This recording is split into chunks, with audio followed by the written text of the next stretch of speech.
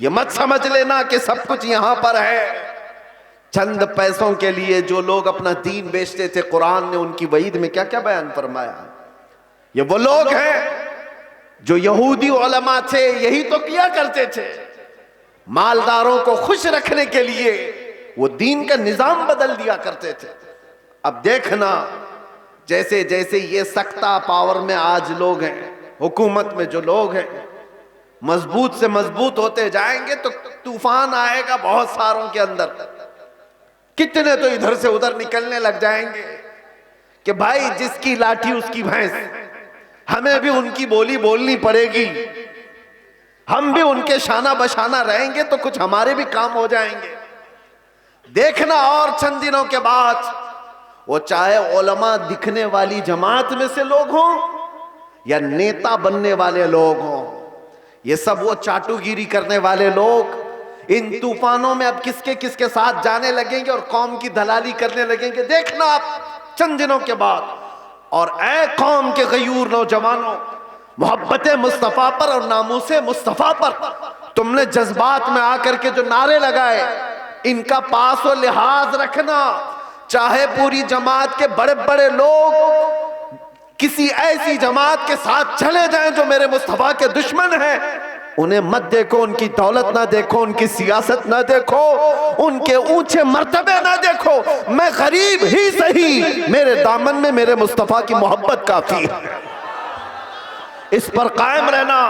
तुम्हारे घर छप्पर के हैं, तुम्हारे इलाके बाढ़ से डूब जाते हैं, बहुत सारे मामलात हैं, इस पर राजी रहना, लेकिन ईमान का सौदा कभी ना करना, नामूसे मुस्तफा का सौदा कभी होने नहीं देना।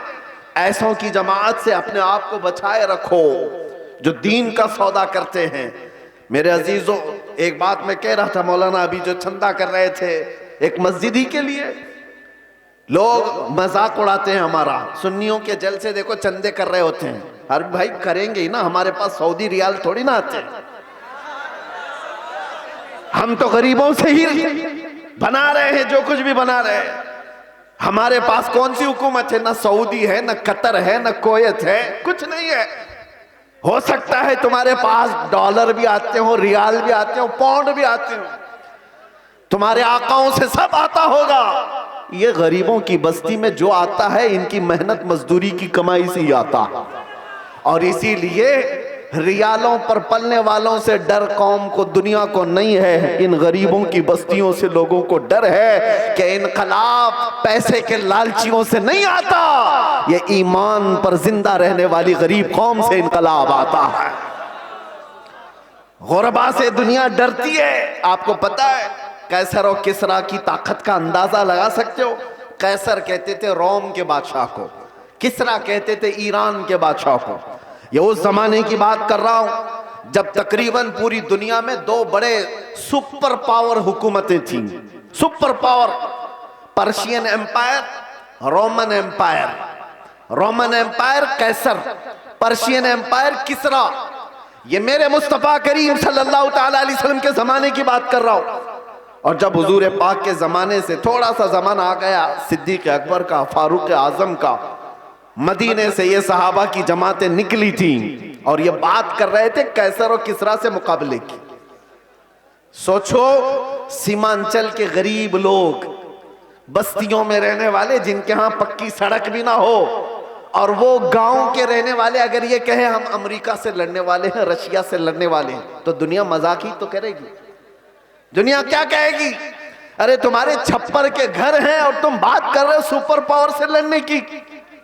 बिला तशबी बिला तमसील सहाबा इकराम जिस वक्त ये बात कर रहे थे कि कैसर और किसरा को भी हम फतह कर लेंगे, रोम और ईरान को भी फतह कर लेंगे, मक्का वाले ठट्टा मार करके हंसते थे। जिनके पाँव में चप्पल नहीं, जिनके कपड़ों पे पैबंद लगे रहते हैं, जो 10 लोग एक खजूर पर पूरा दिन गुजारते हैं, ये वो मोहम्मद अरबी के गुलाम है। रोम और ईरान फतह करने की बात कर रहे हैं। मजाक उड़ाया जाता था, लेकिन तारीख की सच्चाइयां बताती हैं वो मजाक करने वाले देखते रह गए, देखते रह गए। सहाबा की जमात, वो फाका कशी पर रहने वाले, एक पैबंद लगा जुब्बा पहनने वाले, बगैर चप्पल के कई कई लंबे मील तक सफर करने वाले सहाबा जब निकले थे तो कैसर और किसरा को घुटने टेकने पर मजबूर कर दिया था।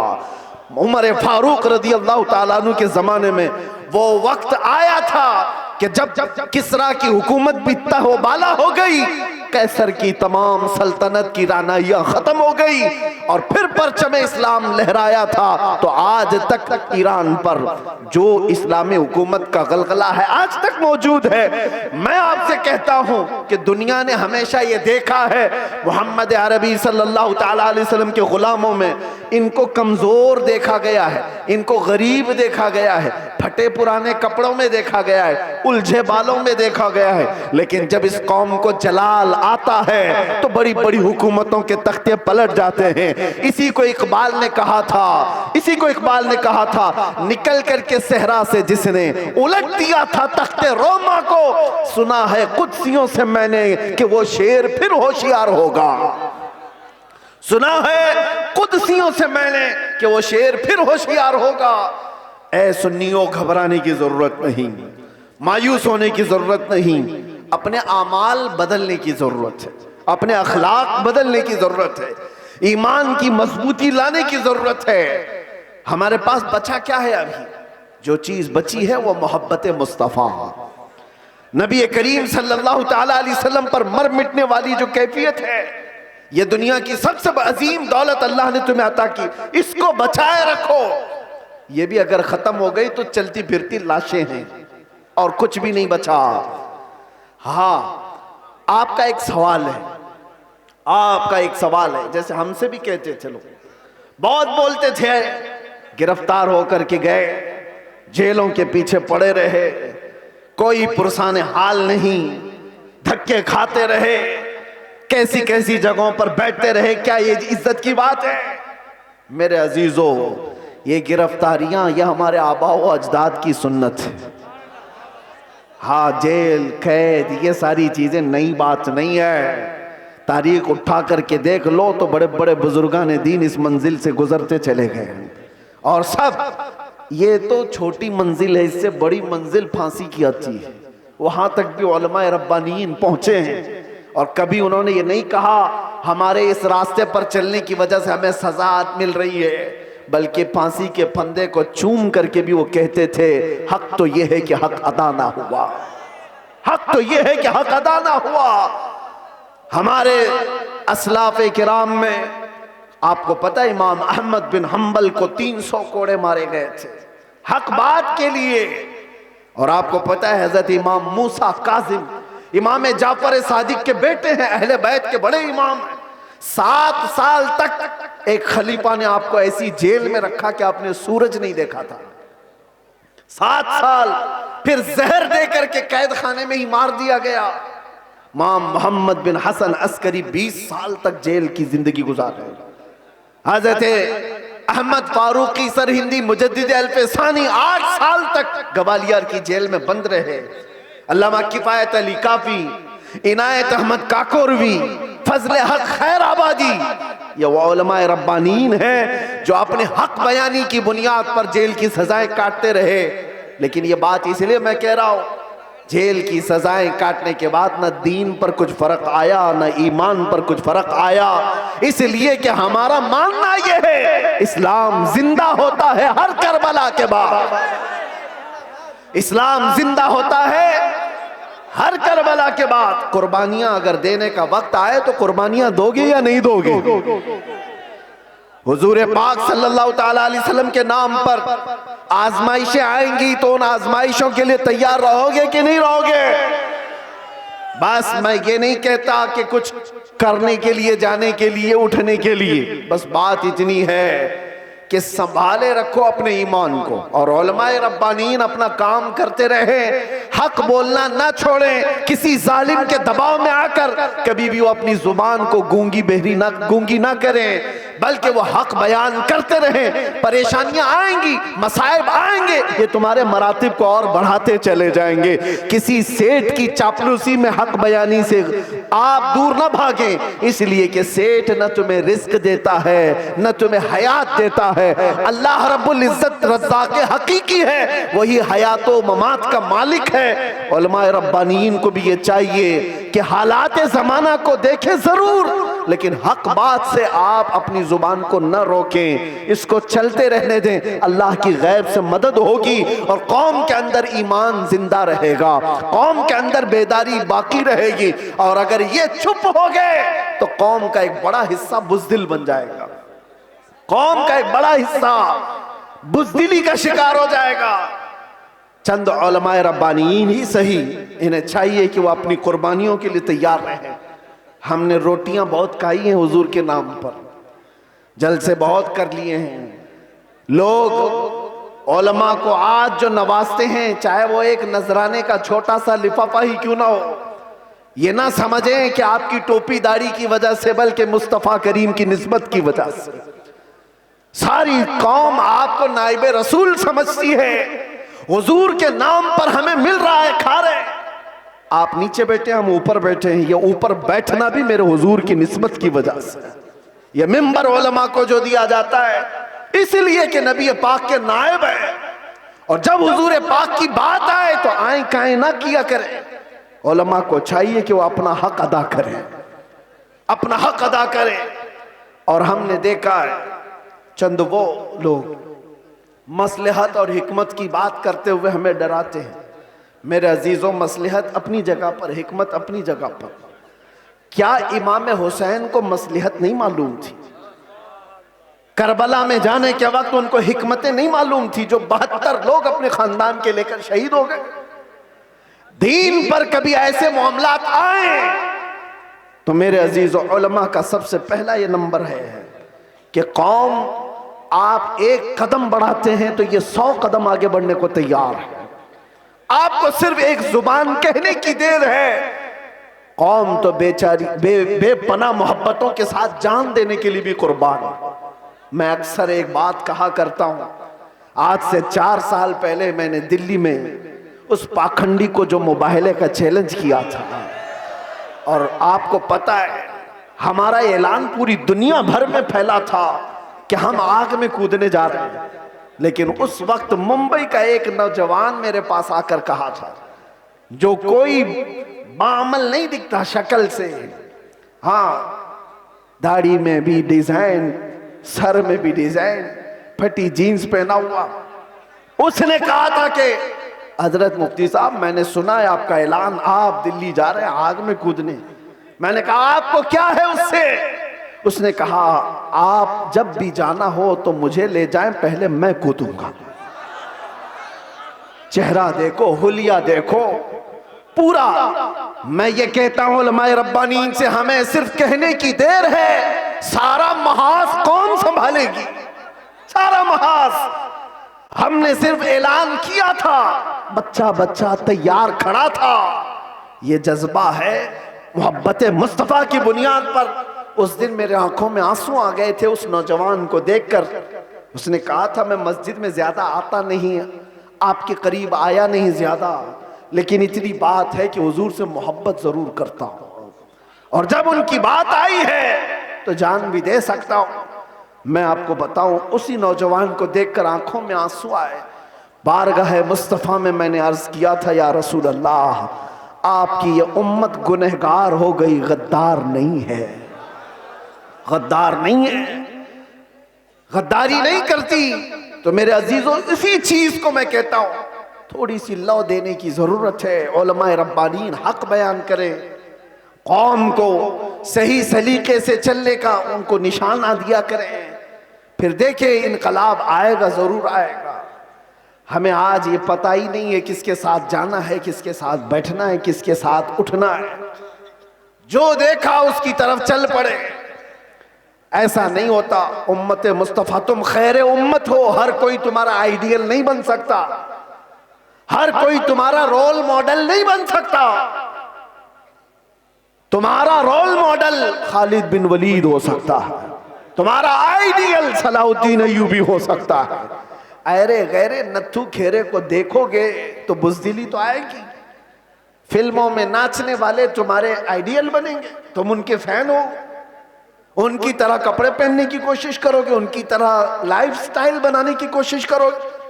याद रखो वो जहन्नम में जाएंगे तो साथ तुम्हें भी लेकर जाएंगे।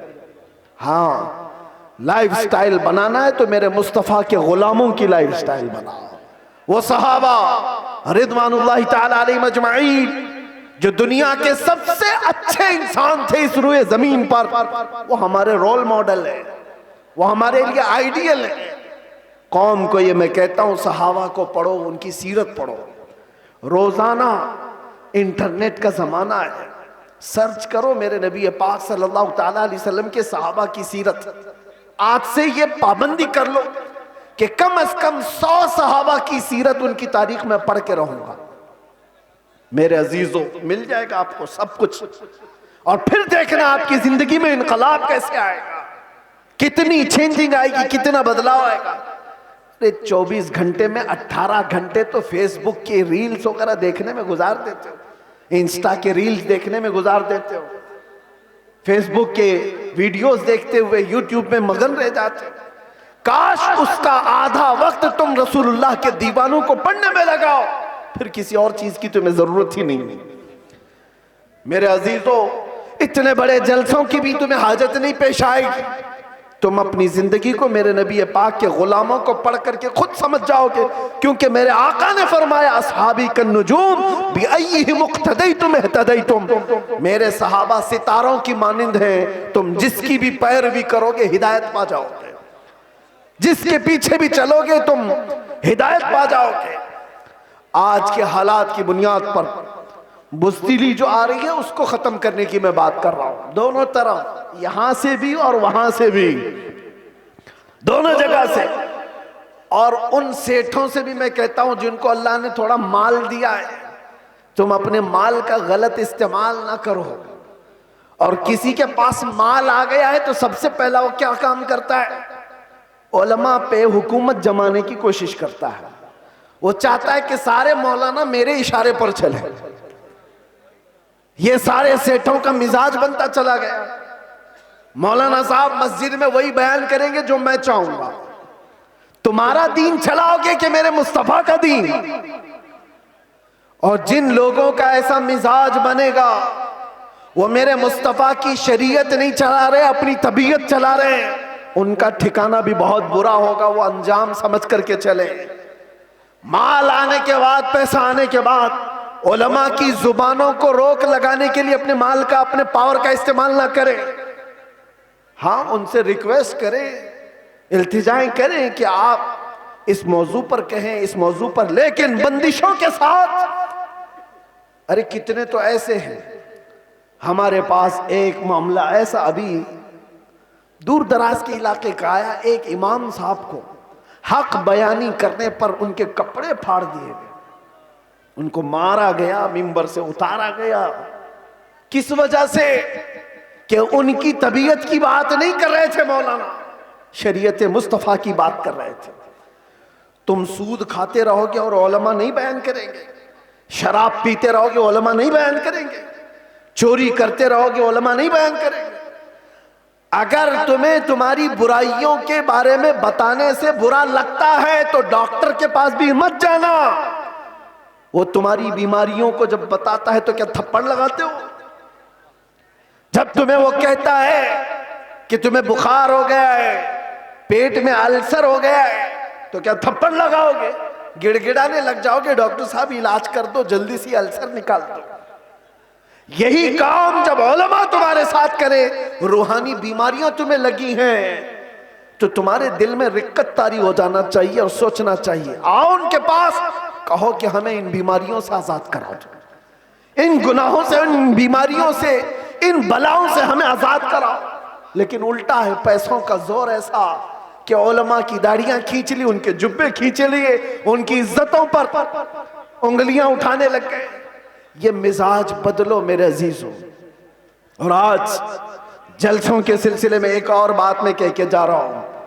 इंतजामिया जितने जलसे करते हैं, बाहर से आने वाले शायर, बाहर से आने वाले मुकर्रिर, ये सारे अपनी जगह पर। तुम अपनी मस्जिद के इमाम को अगर खुश नहीं रख सकते तो इन जलसों को क्या हासिल है? इन जलसों का क्या हासिल है? लाखों रुपए जमा करते हो और ये सब पे खर्चा करते हो। मस्जिद का इमाम 5,000 के लिए तरस जाता है। मोहल्ले के इमाम को समझते हो कि ये तो घर की मुर्गी है, दाल बराबर, इसको तो चलाया जा सकता है। वो तुम्हारे साथ साल के पूरे दिन रह रहा है, हम तो आधा घंटा 1 घंटा आकर के जा रहे हैं। जो साल भर तुम्हारे साथ खिदमतें कर रहा है उसका दिल ज्यादा खुश रखो। अगर वो मुतहर्रिक नहीं होता तो तुम्हारे पास दीन का मिजाज आता कहां से? तुम्हारे बच्चे कुरान पढ़ते कैसे? अगर वो मेहनत ना करे तो अलिफ से बा तक ना आए बच्चों को, तो फिर सबसे पहला हक है उसका ये मिजाज भी बिहार हो कि कहीं पर भी हो। मैं ये देना चाहता हूं, हम नजराने के लिए नहीं आते। एक बात याद रखें कान खोल करके, बहुत सारे लोगों ने मैं बना रखा होगा। मैं आज ऐलानन ये कहता हूं, हमारे नाम पर कोई दलाली ना करे। हमारा कोई एजेंट नहीं है जलसों के लिए। हम तारीख के लिए बहुत सारे लोग फोन करते हैं और कितनी हमारे पास ऐसी खबरें आई कि फला ने तारीख दिलाने के नाम पर 50,000 ले लिए, 1 लाख ले लिए। कौम से मैं कहता हूं किसी को 1 रुपया भी देने की जरूरत नहीं। अल्लाह रब्बुल इज्जत ने हमें जितना अता किया है वो बहुत है, बहुत है। मैंने जलसों को कभी भी जरिए माश नहीं बनाया है। अल्लाह शाहिद है, अल्लाह शाहिद है। किसी भी जगह हमने कभी कोई डिमांड नहीं किया। हाँ, खुशियों के साथ, मोहब्बतों के साथ लोगों ने जो दिया रख लिया, अलग बात है। कभी किसी से तकाजा किया हो तो मेरे सामने खड़ा होकर के बता दे। कभी नहीं। ये बात इसलिए कर रहा हूं कि अल्लाह तबारक व तआला ने जो अता किया वो बहुत है। हम अपने पैसे से सफर का खर्चा भी निकाल सकते हैं और आकर के बगैर किसी चीज के जा भी सकते हैं। हमें किसी चीज की हाजत नहीं। लेकिन आज से मैं कहता हूं मकामी उलमा को पहले खुश रखो। अगर वो खुश रहे तो दीन का मिजाज बना रहे। और अगर उनको इस हालत में रखे हो कि उनको देखो तो लगे कि यतीम है, बेसहारा है, लावारिस है, किसने इनकी हालत बना रखी है? ये जेबों पर लोगों की नजर क्यों डालने लग गए? तुमने खुश नहीं रखा। तनख्वाहों में कटौती ऐसी करते चले गए कि उनको एक एक पाई के लिए तरसाते रह गए। मैं जानता हूं कई इमाम ऐसे हैं जो मस्जिद के दिए हुए छोटे से घर में अपनी पूरी जिंदगी गुजार कर चले गए। मदरसे में मुख्तसर सी तनख्वाह पर 40 साल पढ़ाते रह गए। ये सारे खिदमात उनकी अपनी जगह पर। हाँ, कुछ लोग अगर बिगड़े हुए हों तो उलमाए सू हो सकते हैं, मैं उनकी वकालत नहीं कर रहा हूं। कौम का मिजाज बदलने की बात कर रहा हूं। कौम का भी हमें बुलाने की कोई आदत नहीं। हम अपनी जगह पर बैठे, जहां से तकरीर करेंगे फैल जाएगी, आ जाएगी आप तक। मुंबई में खड़े होकर के जुमा में खिताब करते हैं तो पूरी दुनिया में फैलती है, आ जाती है। हम सिर्फ और सिर्फ बड़े इसरार की वजह से आ जाते हैं। हम ये नहीं चाहते कि आपका माल जाया हो, बर्बाद हो। आप ये सारे माल का जो सही इस्तेमाल है वो अहले सुन्नत व जमात की मजबूती के लिए ही पर लगा। ये क्या मिजाज है बना रखा है? बहुत सारी फॉर्मेलिटीज हम देख रहे हैं। नात खानी भी नोट खानी की तरह, जिसको देखो उसको पैसों की तलब में अगर नात पड़ी जाती है तो वो नात नहीं रहती है। वो नात नहीं, उससे इश्क़ मुस्तफ़ा नहीं आता। इश्क़ मुस्तफ़ा तो वो है। आज से तकरीबन 70 साल पहले मैंने पहले एक मैगजीन आता था माहनामा अल मीज़ान, और इस्तिक़ामत, माजरत माहनामा इस्तिक़ामत, उसमें एक चीज लिखी हुई थी।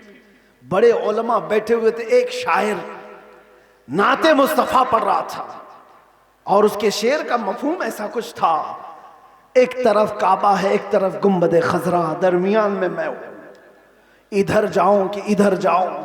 18 मरतबा उसने एक ही मिसरा पढ़ा, 18 मर्तबा होता है, लोग पक जाते हैं, ये शायर लोग क्या पढ़ रहे हैं। लेकिन वो शायर ऐसा नहीं कि जिस शेर पे पैसा मिल रहा है उसको रिपीट कर रहा हो, जिस शेर पे पैसा मिले उसको बार बार पढ़ते जाओ, नहीं, कोई नहीं। वो उलमा की महफिल थी, 18 बार जब पढ़ा उसके बाद गश खाकर गिर गया। उलमा इकराम बैठे हुए, वो उठाने के लिए आए तो देखा उनकी रूह परवास कर चुकी थी। ये नाते मुस्तफा है। पहुंचा वहीं पर जिसकी मदहसराई कर रहा था, और यहां तो लोग हुल्लड़बाजी कर रहे होते हैं। ये नात नहीं है। नात खानी को नात खानी रखो, नोट खानी मत बनाओ। तुम्हारे पैसे संभाल रखो। देने का इतना शौक है तो बाद में क्यों अलग से ले जा करके नहीं देते। ये उछालना क्या है, ये मुजरा करना क्या है, ये तमाम चीजें क्या है। लोगों को देखा गया है, उनके पास गड्डियां हैं, वो एक साथ देना नहीं चाहते, छुट्टे छुट्टे निकाल निकाल कर, ताकि पूरी दुनिया उनके माल के नजारे देखे। वो अपनी तमाम चीजों की नुमाइश चाहते हैं। मेरे अजीजों, इस मिंबर रसूल को इन तमाम चीजों का खेल ना बनाओ। ये पाक मिंबर है। बुजुर्गाने दीन ने जैसा इस मिंबर को रखा था वैसे ही रखा जाए। मेरे एक उस्ताद फरमाया करते थे, जलसे के 3 रुकन होते हैं, याद रख लीजिए। 3 रुकन हैं, एक इंतजामिया, एक स्टेज के मुकर्रिर, ये 2 गए, तीसरे ऑडियंस, सुनने वाले लोग। तीनों के अंदर अगर इखलास हो तो उस जलसे की धमक पूरी दुनिया में पड़ जाएगी। इखलास हो तो उसके अंदर ताकत और पावर बढ़ जाएगा उस जलसे के अंदर। इखलास कैसे? जलसा कराने वालों का भी इखलास हो कि हम अल्लाह उसके रसूल की रजा के लिए कर रहे हैं, कंपटीशन के लिए नहीं, पैसा जमा करके खाने के लिए नहीं। जलसा किया तो बाकी का पैसा हजम कर लिया, इसके लिए नहीं। इखलास हो। दूसरा रुकन ये मुकर्रिरीन का है, वो पैसा लेने के लिए ना आए हो, वो अल्लाह और उसके रसूल की बात कौम तक सुनाने के लिए आए, उनके दिल में इखलास हो। तीसरा, सुनने वाले भी सर्कस देखने ना आए हो, एंटरटेनमेंट करने ना आए हो, वो अपना घर बार छोड़ करके अल्लाह उसके रसूल के लिए आए हो। जब ये तीनों अरकान में इखलास होता है तो वो जलसा पावरफुल हो जाता है, रूहानियत से भर जाता है। फिर वहां से कहा हुआ हर जुमला ताकतवर होता है। वरना हजारों जलसे क्यों नहीं फायदा देते, क्यों नहीं देते? कहीं तो कोई मिस्टेक है, कहीं गड़बड़ है, इनकी इस्लाह की जरूरत है। कंपटीशन में जलसे ना करो। तारीख लेने वाले लोगों की कतार है। यहां भी बहुत लोग आए होंगे, पहले मिले भी और अब मिलने वाले भी होंगे। उनसे भी मैं कहता हूं, एक इलाके में अगर कहीं हो गया तो सारे साथ मिलकर क्यों नहीं साथ देते? नहीं हजरत, हमारा गांव अलग है, हमारा गांव अलग, उसी गांव में तारीख दो। नहीं हजरत, हमारी कमेटी अलग है, कमेटी भी अलग करना चाहती, गांव भी अलग करना चाहता है। किस लिए? मेरे अजीजों, इखलास पैदा करो। ये दीनी काम दिखावे के लिए नहीं होते, ये दीनी काम इखलास के लिए, अल्लाह के रसूल की इस शरीयत ताहिरा की हिफाजत के लिए। बहरहाल मैंने जो कुछ भी कहा आप लोगों के मिजाज से हट करके कहा। हो सकता है कड़वी लग जाए बात, लेकिन बीमारियों की दवा कड़वी होती है। बुखार की गोली कड़वी होती है, निगल जाओ तो फायदा है, उगल जाओ तो बुखार बढ़ता जाएगा। इसलिए उलमाए रब्बानीन, जलसे के मुंतजिमीन और अवामुन्नास सब के लिए मैंने ये बात कही है। अल्लाह ताला सबसे पहले इन सब बातों पर मुझे अमल की तौफीक अता फरमाए और सारी कौम को अमल की तौफीक अता फरमाए। मेरे अजीजों, अखीर में आओ, मैं अपनी गुफ्तगू समेटते हुए ये बात कहूँगा, अब इस दुनिया में हमारी बची हुई जिंदगी में कुछ भी नहीं रहने वाला, सब चीजें छिन जाएंगी।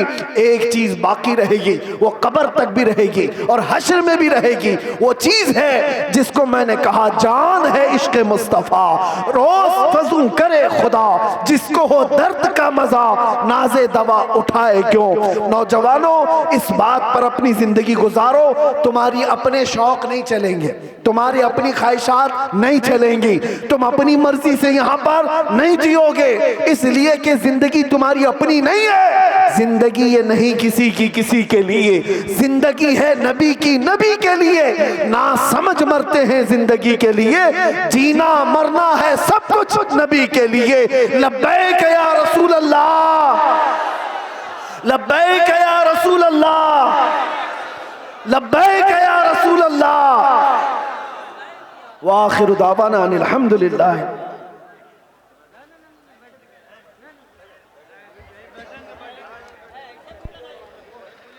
आप हजरात इत्मीनान से